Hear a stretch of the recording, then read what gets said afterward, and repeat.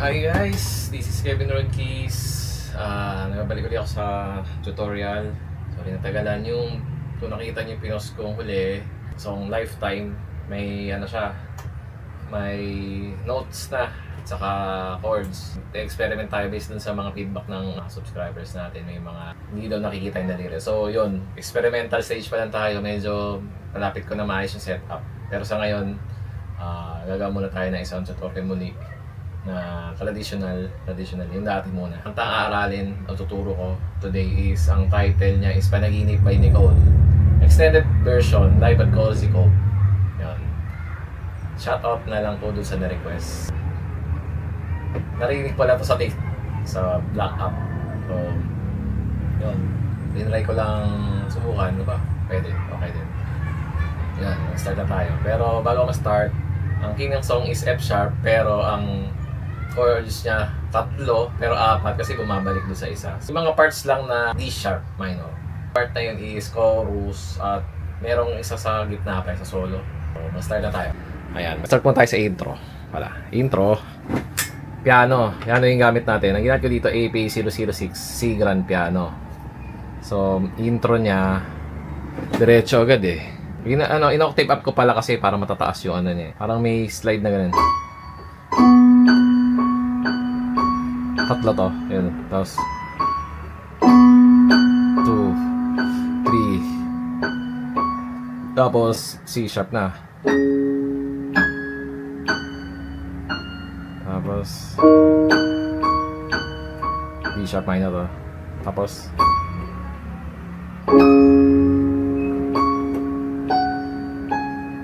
yun lang yung piano sa buong kanta.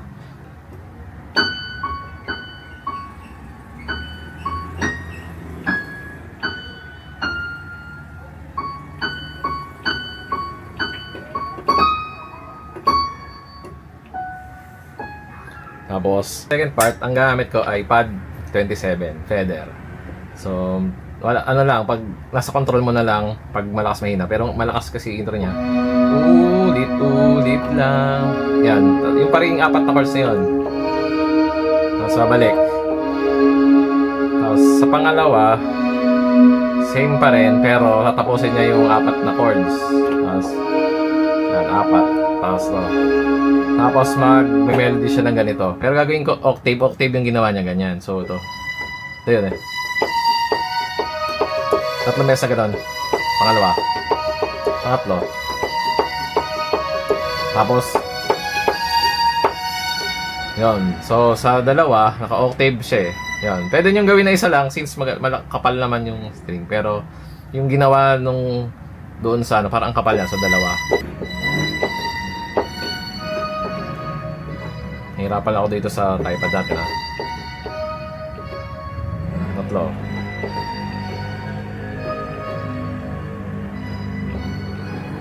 Tapos isa lang. So yun. Tapos mag-intro siya ng ano, mahina. So B. Ito B na chords. Ayan o, sa kaliwang kamay ko. Tapos C sharp minor. Ganun pa, wait lang. Tapos D sharp minor. Ayan. Hahaba kasi ng intro, extended nga pala. Kaya haba. Tapos, lalakas ulit siya. Dagdagan nyo na lang ng ispa. Ayan, tapos to. Ayan, basta yung ginagamit nating shape, yung pa rin. Ito, naka-base lang. Yun. Ayan, i-ano nyo na lang.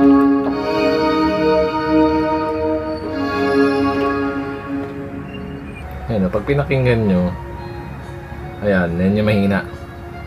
Hindi pa.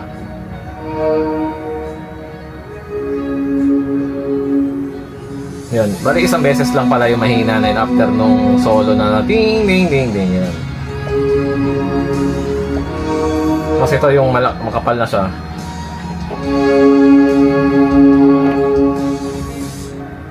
Tapos magbe-verse na yung song. So sa verse, yung mahina lang. So pag mahina lang, ito lang gagawin nyo. Since makapal naman yung pad. Ganyan-ganyan lang, pag-ulit lang eh. So, yun yung buong verse. Paulit-ulit na gano'n. Nakaiba lang siya, dun sa bago mag-chorus, ulitin niya yung ganito. So, ilagay mo na lang natin.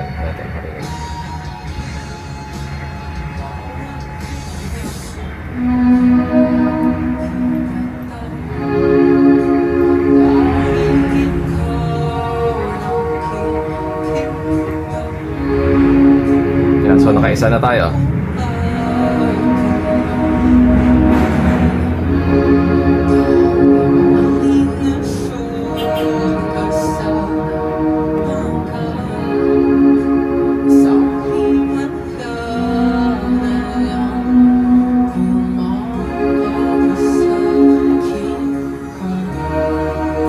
Yun, so 3 beses lang kasi ito na.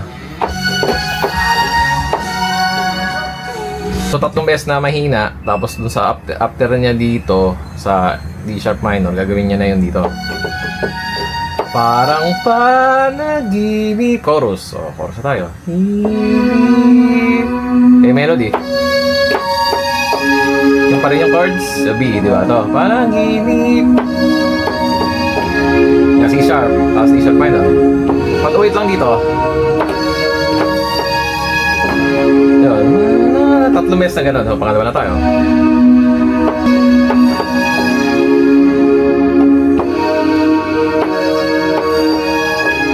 Tatlo na, isa pa.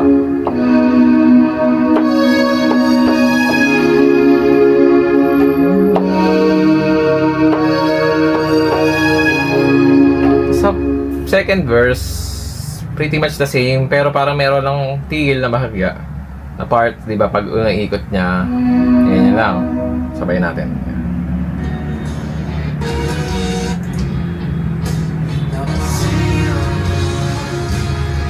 Yan, second verse.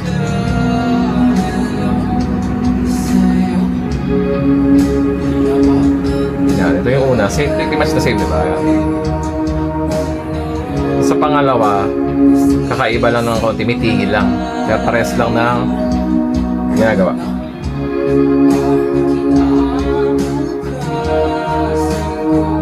So, dito. Yun lang. Mas same pa rin. Pero hindi na niya gagawin yung melody dito nung unang verse.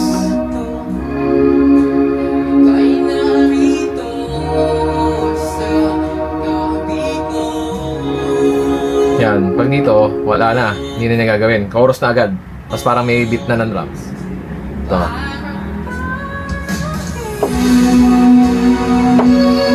Same lang.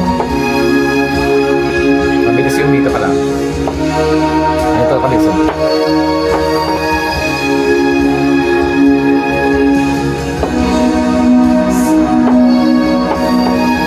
Pagkaiba lang dito, hindi na mag-C sharp mamaya. Ay, C sharp pala. Hindi na mag-D sharp minor. So pa.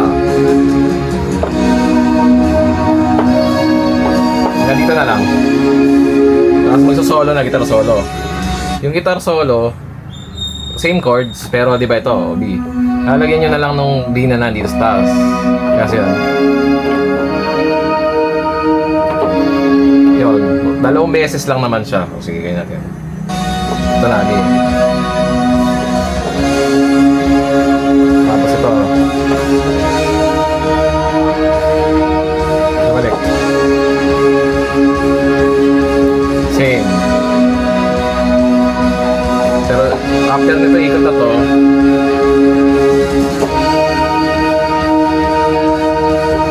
yan, ulit lang, diba? Tapos sasabihin niya, paulit-ulit lang, yun. Dito, same yung baba, pero dito nag-iba na. So, ulit lang, paulit-ulit lang. Yun, 4 na beses yun, ha.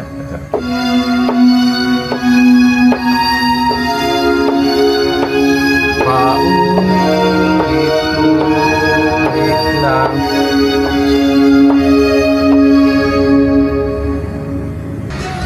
Ito na. Fourth. Okay.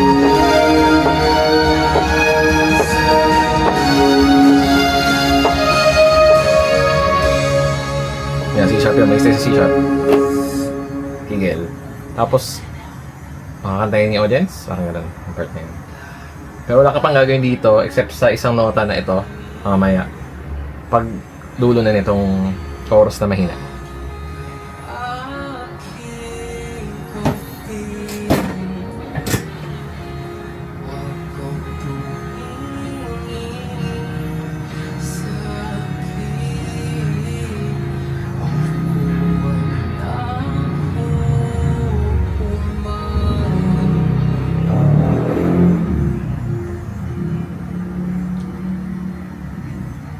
Magpasa pa, wait lang. Sorry.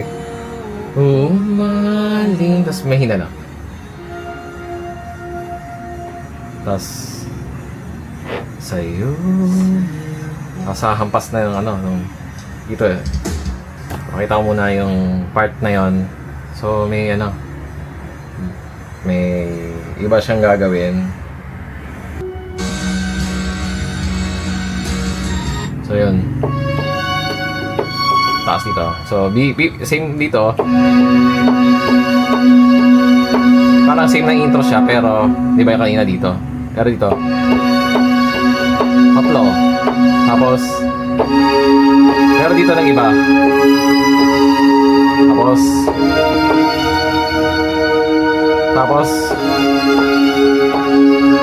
dito hindi sa parang dun sa mga video parang hindi naman masyado nag-chords. Pero yung lead na lang. Yun. Pero yung next niya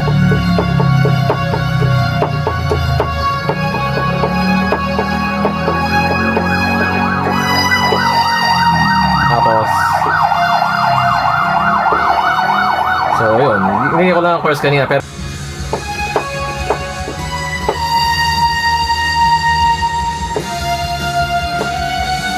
solo ulit yung guitar.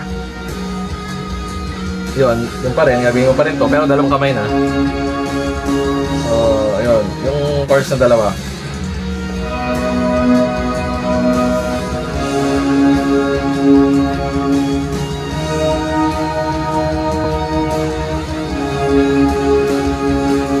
Tapos ito na. Yung part na yan, yun. So, ulitin yung sa bridge dito.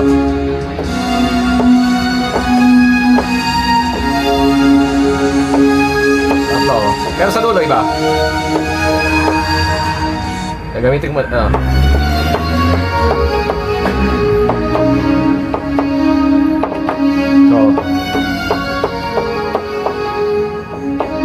tapos straight pa kasi. Tapos ending na, bam. B major 7, ginawa ko. Tapos tatatatat drums ulit. Tutuloy na natin sa nagkasabay.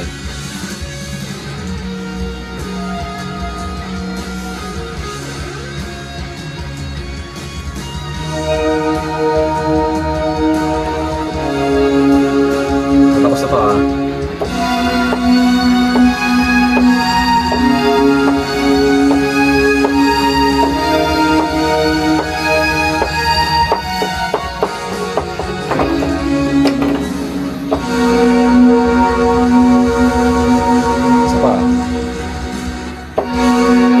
ending. So, sa in summary, key of F sharp siya, pero B, C sharp, D sharp, minor, C sharp lang yung umiikot-ikot na chords. Tapos, ang ginamit niyang tunog ay C grand piano. Ako pala ang gumamit nung. Basta nagpiano sila, so C grand piano ginamit ko sa side ko. Tapos yung pad niya na ginamit ko, yung malapit dun sa tunog niya is pad 27 feather. So yun, yung mga melody nandun lang, pwede nyo i-slow mo, pwede nyo i-stop. Medyo inaisa-isa ko naman tulad dun sa dahil hindi pa natin ma-implement yung main note dun sa lifetime na dinemo natin. May konti pa akong kailangan adjust. Sana unawaan nyo yung tutorial. Maganda siya,